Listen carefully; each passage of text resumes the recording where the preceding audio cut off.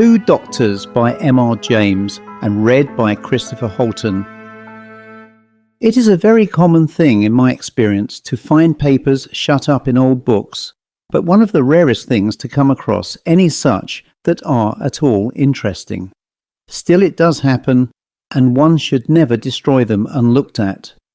Now it was a practice of mine before the war occasionally to buy old ledgers of which the paper was good, and which possessed a good many blank leaves, and to extract these and use them for my own notes and writings. One such I purchased for a small sum in 1911.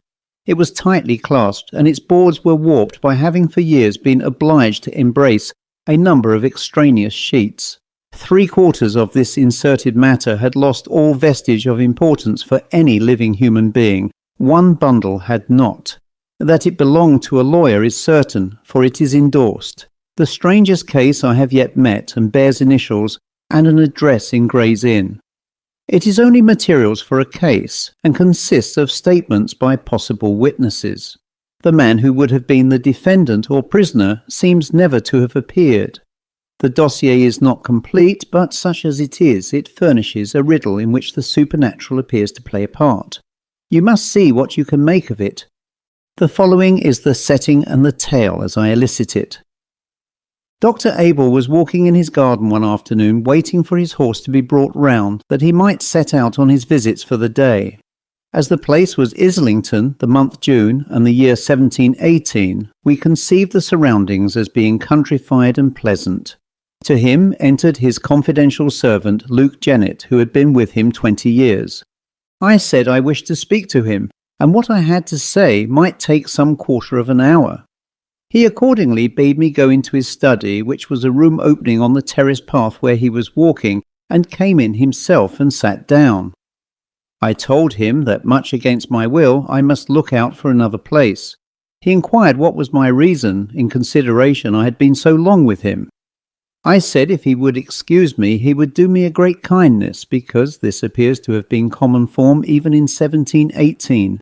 I was one that always liked to have everything pleasant about me. As well as I can remember, he said that was his case likewise, but he would wish to know why I should change my mind after so many years. And says he, "You know there can be no talk of a remembrance of you in my will if you leave my service now." I said I had made my reckoning of that.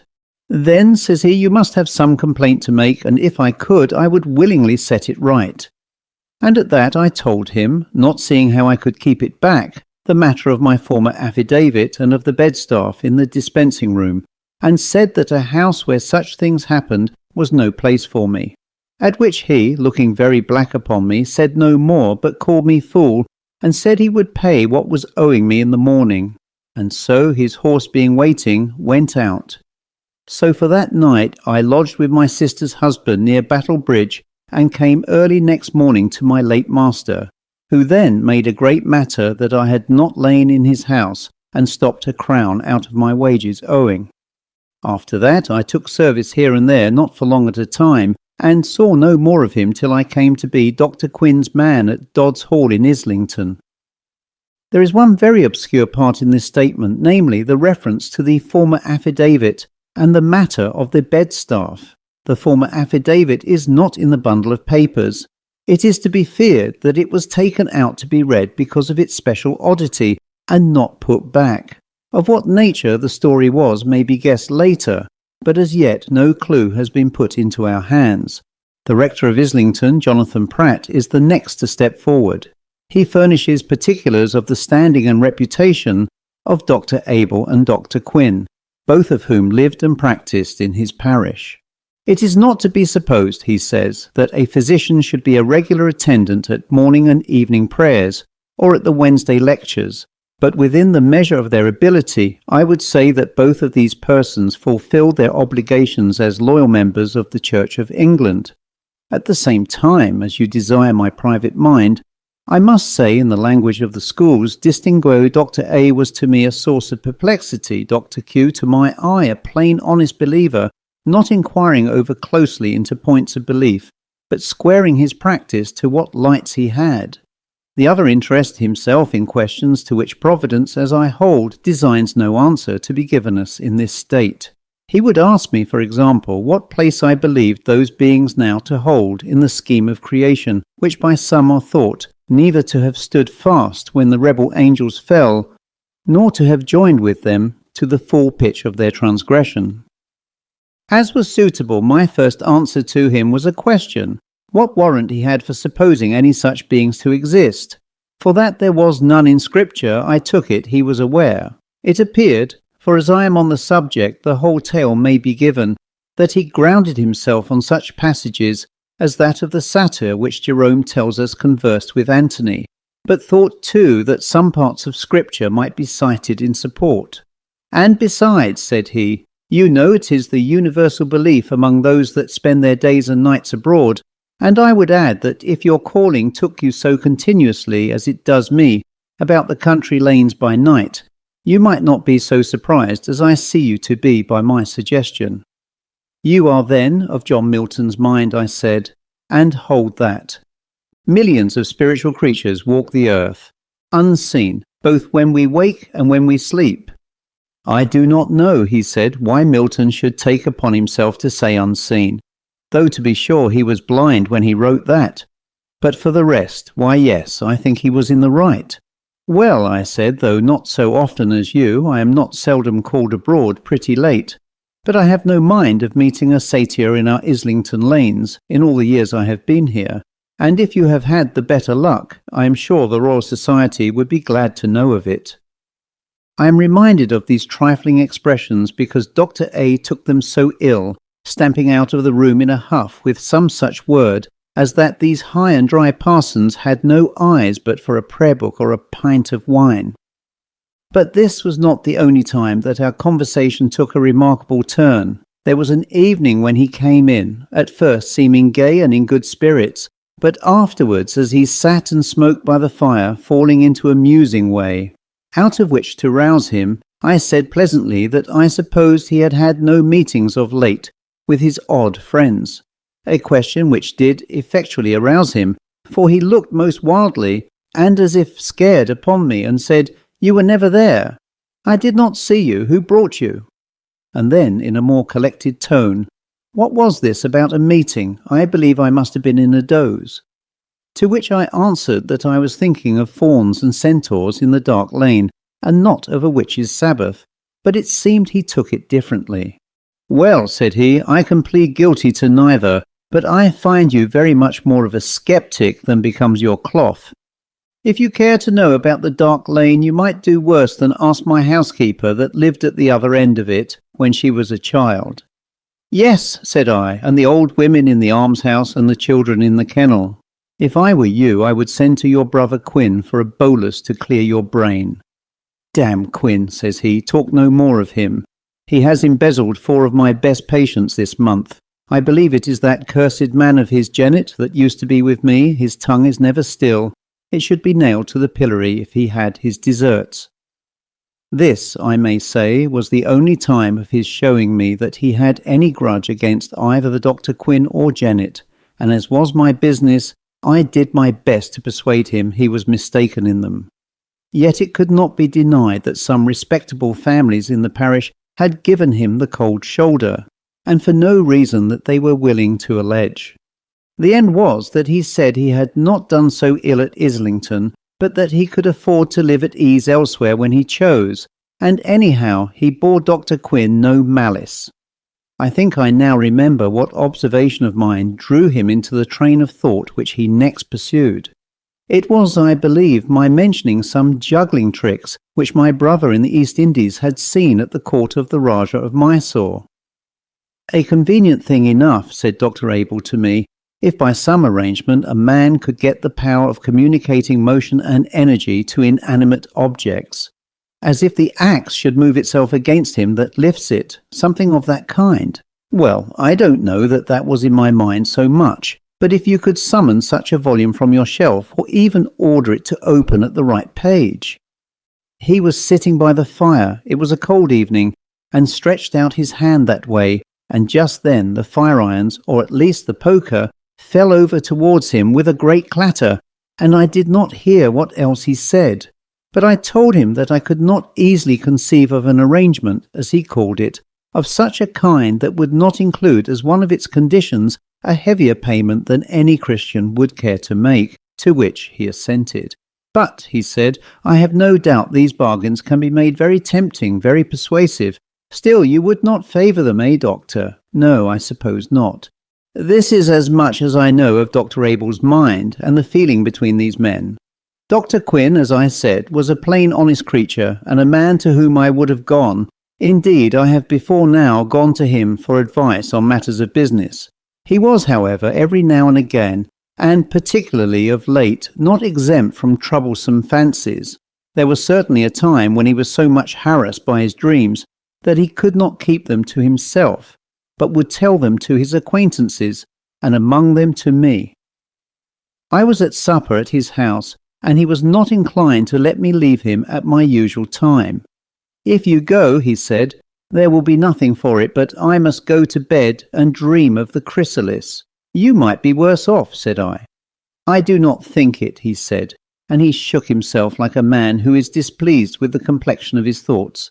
I only meant, said I, that a chrysalis is an innocent thing, and this one is not, he said, and I do not care to think of it.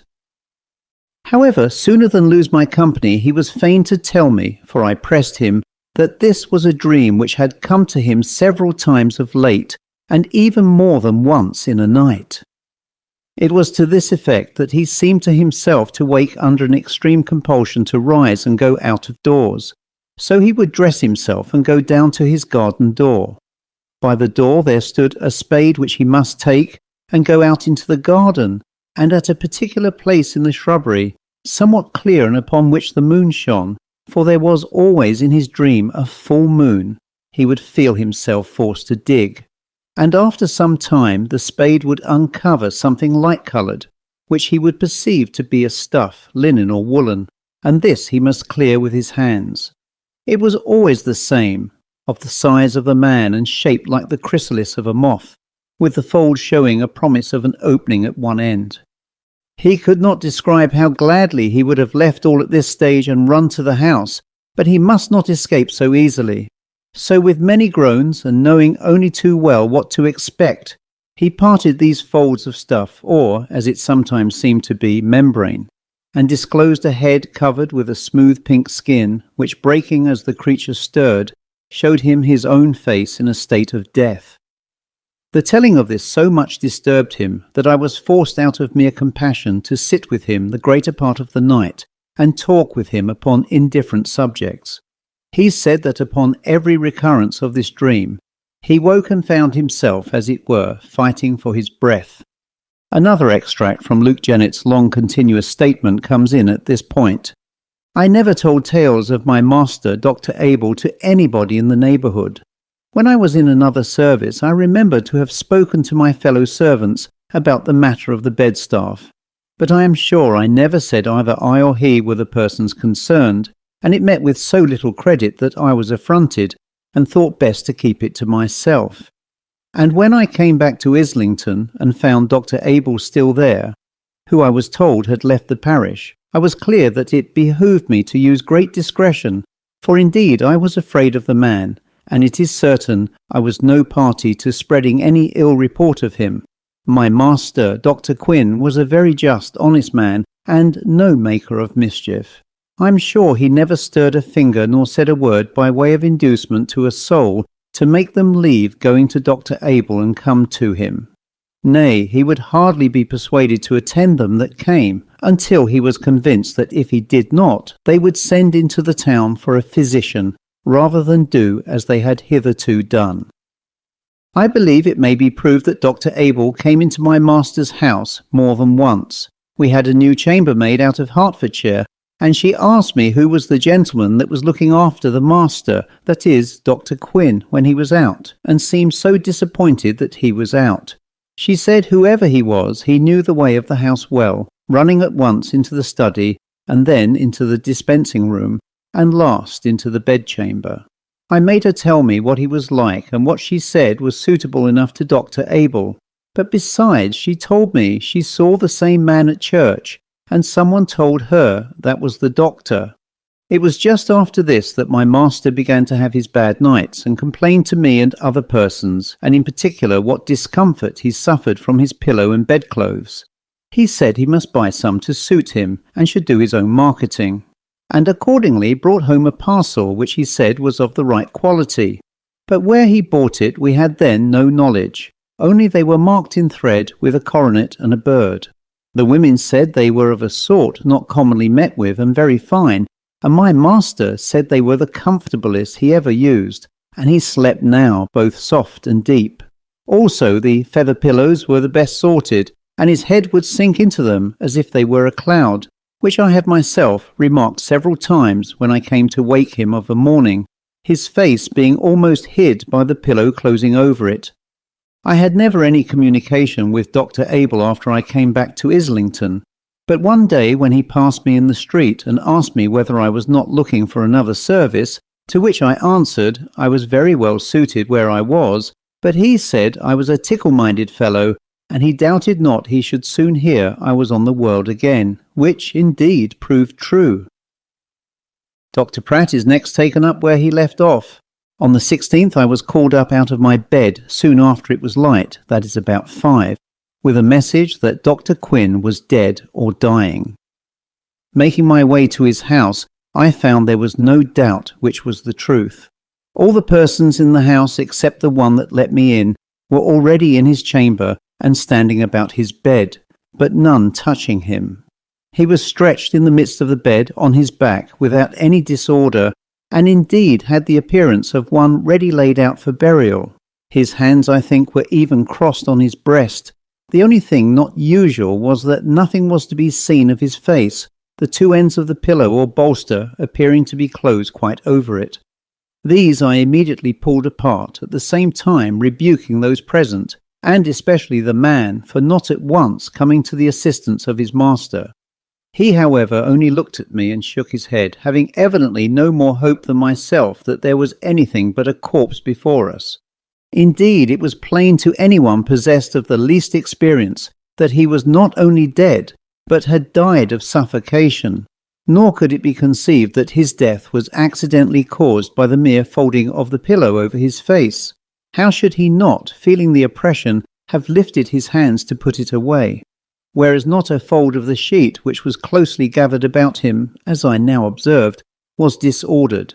The next thing was to procure a physician. I had bethought me of this on leaving my house, and sent on the messenger who had come to me to Dr. Abel, but I now heard that he was away from home, and the nearest surgeon was got, who however could tell no more, at least without opening the body, than we already knew. As to any person entering the room with evil purpose, which was the next point to be cleared, it was visible that the bolts of the door were burst from their stanchions, and the stanchions broken away from the doorpost by main force, and there was a sufficient body of witness, the smith among them, to testify that this had been done but a few minutes before I came. The chamber being moreover at the top of the house, the window was neither easy of access, nor did it show any sign of an exit made that way, either by marks upon the sill or footprints below upon soft mould. The surgeon's evidence forms, of course, part of the report of the inquest, but since it has nothing but remarks upon the healthy state of the larger organs and the coagulation of blood in various parts of the body, it need not be reproduced. The verdict was death by the visitation of God. Annexed to the other papers is one which I was at first inclined to suppose had made its way among them by mistake. Upon further consideration, I think I can divine a reason for its presence. It relates to the rifling of a mausoleum in Middlesex, which stood in a park now broken up, the property of a noble family which I will not name. The outrage was not that of an ordinary resurrection man. The object, it seemed likely, was theft. The account is blunt and terrible. I shall not quote it. A dealer in the north of London suffered heavy penalties as a receiver of stolen goods in connection with the affair. The end.